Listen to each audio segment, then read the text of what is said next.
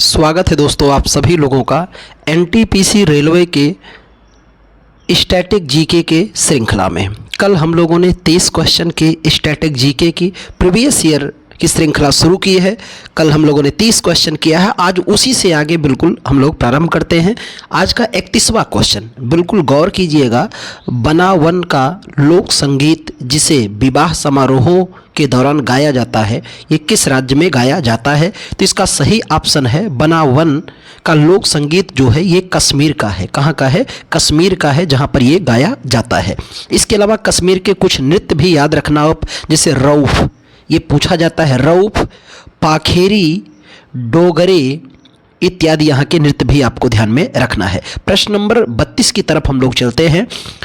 तो प्रश्न 32 है कि निम्नलिखित में से कौन सा शास्त्रीय नृत्य अपने मुगल परंपरा से प्रभावित है, अपने वर्तमान रूप में मुगल परंपरा से प्रभावित है? तो ऑप्शन सही हो जाएगा कथक। कौन सा है? कथक है, जो उत्तर प्रदेश का शास्त्रीय नृत्य भी कहा जाता है, जिसका नाम क्या है? कथक।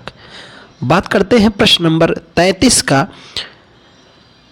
33 का क्वेश्चन है, 33 नंबर, दोहमल नृत्य किस भारतीय राज्य या केंद्र शासित प्रदेश से संबंधित है? तो दोहमल नृत्य कश्मीर से संबंधित है। जम्मू कश्मीर से यह नृत्य संबंधित है, जो पुरुषों के द्वारा यह डांस किया जाता है दोहमल, इसका संबंध कश्मीर से है। प्रश्न नंबर 34 की बात करें, अगला सवाल है, नृत्य रूप से छरही की उत्पत्ति किस राज्य में हुई है? हिमाचल प्रदेश में हुई है। किस राज्य में हुई है? हिमाचल प्रदेश में छरही नृत्य की उत्पत्ति हिमाचल प्रदेश में हुई है। अगला प्रश्न है कि निम्नलिखित में से किस राज्य में माथुरी लोक नृत्य प्रचलित है? तो माथुरी लोक नृत्य कहाँ का है? तेलंगाना का है। कहाँ का? तेलंगाना का। माथुरी नृत्य तेलंगाना का ही फेमस है। अगले सवाल की तरफ बढ़े तो अगला सवाल है, निम्नलिखित में से कौन सा नृत्य असम राज्य से संबंधित नहीं है? तो सही ऑप्शन हो जाएगा कैथी। कैथी जो है वह असम राज्य का नृत्य नहीं है, बल्कि कैथी जो है वो मध्य प्रदेश के निमाड़ क्षेत्र का एक लोकप्रिय नृत्य है। बाकी मध्य प्रदेश का नृत्य कौन कौन सा है? नट पूजा, बिहू और चोंगली, ये तीनों ही कहाँ के हैं? असम के हैं। प्रश्न नंबर अगले प्रश्न पे चलते हैं कि छोलिया नृत्य किस राज्य से संबंधित है? तो इसका सही ऑप्शन हो जाएगा उत्तराखंड। छोलिया नृत्य उत्तराखंड से संबंधित है। यहाँ के कुमाऊं क्षेत्र में राजपूतों द्वारा यह नृत्य किया जाता है, छोलिया नृत्य। इस्पाओ नृत्य भारत के किस क्षेत्र से संबंधित है? इस्पाओ नृत्य संबंधित है लद्दाख क्षेत्र से। किस क्षेत्र में किया जाता है? लद्दाख क्षेत्र में किया जाता है। इस्पाओ नृत्य का संबंध लद्दाख से है। बात करते हैं चेराओ, जिसे बांस नृत्य के नाम से जाना जाता है, किस राज्य की पारंपरिक संस्कृति नृत्य है? तो यह है मिजोरम की। चेराओ, जिसे बांस नृत्य कहते हैं, यह मिजोरम का एक प्रसिद्ध डांस है। बात करते हैं किस भारतीय शास्त्रीय नृत्य शैली का शाब्दिक अर्थ है स्टोरी प्ले? किसका शाब्दिक अर्थ है? Story play. तो ऑप्शन है आपके, सही ऑप्शन इसका क्या है? कथकली। कथकली का शाब्दिक अर्थ क्या है? Play story. अगले प्रश्न की तरफ बढ़ते हैं हम लोग। प्रश्न नंबर 41 है कि भारतीय नृत्य शैली मणिपुरी में मुख्यतः किस पर आधारित प्रसंगों का चित्रण किया गया है? तो सही ऑप्शन है मणिपुर में कृष्ण और गोपियों का चित्रण किया गया है। किसका? कृष्ण और गोपियों का, जो हिंदू के वैष्णव धर्म पर आधारित है। प्रश्न है कि नीचे 4 जोड़ों में से प्रत्येक एक राज्य और एक लोक नृत्य का प्रतिनिधित्व करता है। राज्य और लोक नृत्य की कौन सी जोड़ी गलत है? असम का फेमस कौन है? तो असम का नृत्य है बिहू, सही है। गुजरात का गरबा सही है। छत्तीसगढ़ का डांगला सही है। उत्तराखंड का तपाली गलत है। तपाली जो नृत्य है ये उत्तराखंड का ना होकर के तपाली नृत्य कहाँ का है? छत्तीसगढ़ का नृत्य है। प्रश्न अगले बढ़ते हैं कि राउत नाचा कहाँ का आदिवासी नृत्य है? राउत नाचा, तो राउत नाचा छत्तीसगढ़ का लोकप्रिय नृत्य है। दोस्त आप समझ पा रहे होंगे कि एनटीपीसी का क्या लेवल है और किस तरह से ये लोकल डांस राज्यों का पूछ रहा है। इस तरह से आप अपनी तैयारी को और भी माइन्यूट चीज़ों को ध्यान रखिए ताकि तैयारी आपकी और भी बेहतर हो सके। प्रश्न नंबर 44 पे चलते हैं हम लोग। परिचकली एक लोकप्रिय नृत्य है कहाँ का? लक्षद्वीप का है। कहाँ का है? लक्षद्वीप का एक प्रसिद्ध नृत्य है जिसका नाम है परिचकली। मार्शल आर्ट भी यहीं का ही है, लक्षद्वीप का ही। अगले प्रश्न की तरफ हम लोग बढ़ते हैं। तो अगला प्रश्न है आपके सामने, प्रश्न नंबर 45। कजरी लोक नृत्य किस ऋतु से संबंधित है? तो देखो यहाँ पर मैं आपको याद दिलाऊं कि कजरी जो है ये मानसून का है। किस ऋतु से है? मानसून से संबंधित है। उत्तर प्रदेश में वर्षा ऋतु से जुड़ा हुआ लोकगीत है जिसका नाम क्या है? कजरी। और अपने ऋतु कितने होते हैं? तो ऋतुएं आपकी कुल 6 हैं।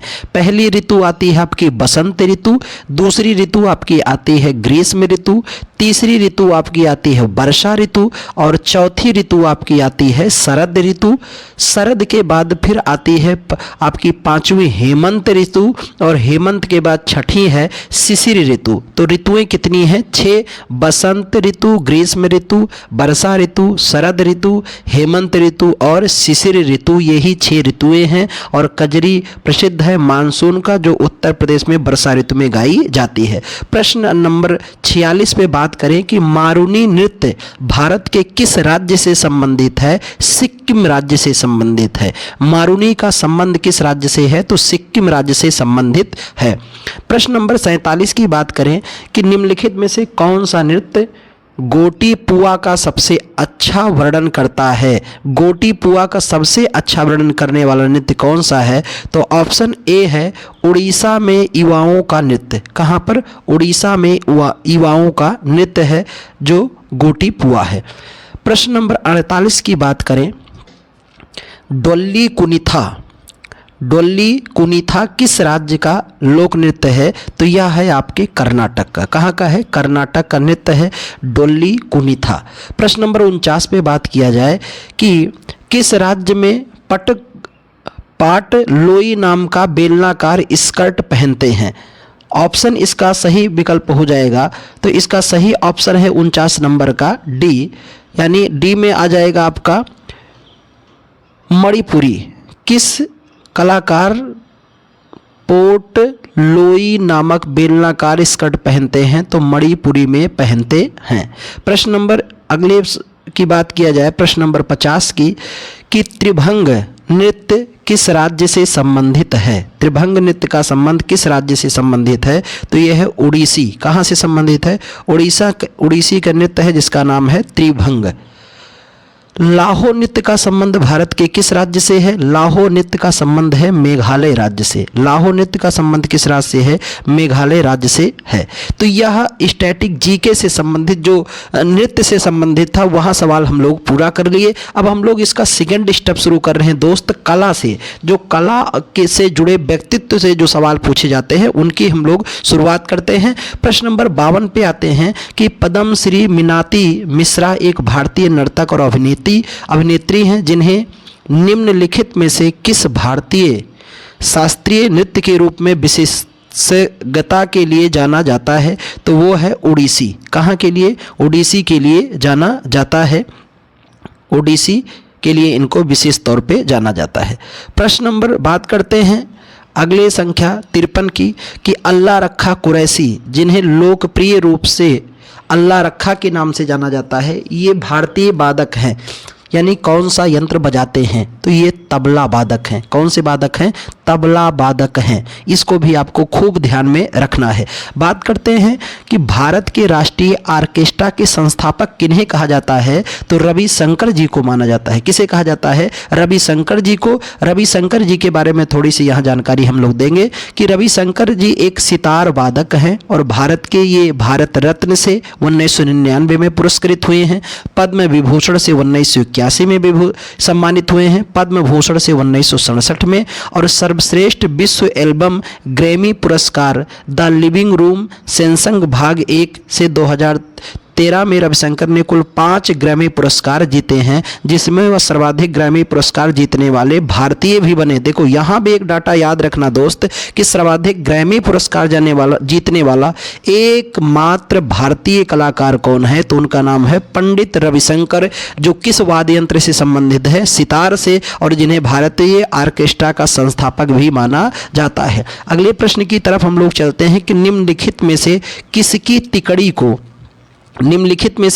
तिकड़ी को कर्नाटक संगीत की त्रिमूर्ति कहा जाता है, तो वह है त्यागराज, मुथुस्वामी दीक्षित तार और श्यामा शास्त्री। इन्हीं के तिकड़ी को कर्नाटक की त्रिमूर्ति कहा जाता है।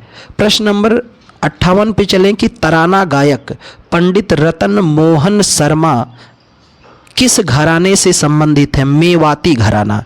हर कलाकारों का एक एक घराना होता है, वहाँ की विशेष संगीतियाँ होती हैं, तो ये वहाँ से जुड़े होते हैं। प्रश्न नंबर 59 की तरफ हम लोग देखें कि निम्नलिखित में से कौन उड़ीसी डांसर नहीं है, तो इसमें सही ऑप्शन हो जाएगा दर्शन झाबेरी। कौन से नहीं हैं? दर्शन झाबेरी जो हैं ये उड़ीसी डांसर नहीं हैं, बाकी सभी उड़ीसी डांसर हैं। अब समझ सकते हैं कि आयोग किस तरह से सवाल यहाँ से पूछ रहा है मित्र, और आपकी अपनी पढ़ाई जो है वो किस लेवल की है, कितना उसमें सुधार करना है, कितना आपको हर बिंदुओं पर ध्यान देना है, भटकाव कम आपके जीवन में हो, ताकि आप करीब से करीब विकल्प के पहुँचने का प्रयास कर सके। 2008 में भारत रत्न से सम्मानित पंडित भीमसेन जोशी ख्याल गायन के लिए प्रसिद्ध हैं, और वो किस घराने से संबंधित हैं? तो पंडित भीमसेन जोशी जो हैं वह संबंधित हैं किराना घराने से। किससे? किराना घराने से। और आज का आखिरी सवाल हम लोग बात करते हैं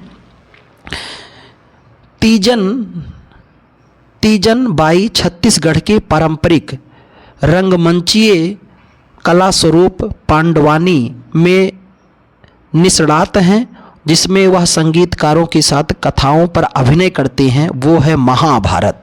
आप लोग जानते हैं कि सबसे बड़ा महाकाव्य का नाम क्या है? महाभारत। तो आज का सवाल यहीं तक, हम लोग आज से सेशन यहाँ पर पूरा करते हैं।